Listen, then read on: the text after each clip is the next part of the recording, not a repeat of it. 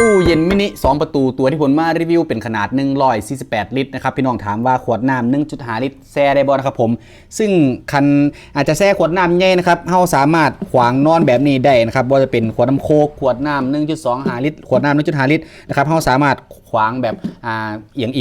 ฉียงแบบนี้ก็สามารถแช่ได้แบบนี้เลยพี่น้องครับซึ่งตัวนี้มันจุของได้เยอะจริงนะครับผมว่าจะเป็นขนมนมเนยนะครับมีชั้นวางของถึง7ชั้นนะครับผมมีถาดวางไข่ใหม่2ชั้นปรับความเย็นได้ถึง7ระดับมีสวิตช์ระดับแข็งและมีไฟ LED ส่องสว่างในตัวนอกจากนี้ยังมีช่องแช่แข็งพี่น้องครับแข็งจริงเย็นจริงนะครับผมแช่กุ้งแช่หมึกนะครับผมเอาไว้แช่ขวดน้ำแช่น้ำแข็งได้หมดเลยนะครับตัวนี้มีเครื่องหมายหม้อก่อประหยัดไฟพี่น้องครับเสียงเงียบรบกวนการนอนของเฮานะครับผมขวดน้ำโคกกะแช่ได้พี่น้องครับเฮากะจัดเลี้ยง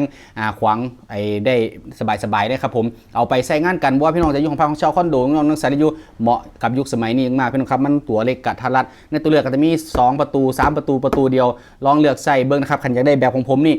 148ลิตรในตัวเลือกนะครับผมสีเงิน2ประตูสินค้าดีมีคุณภาพทรงในไทยจะทรงฟรีหากสนใจกับกดขนาดที่กำลังครับ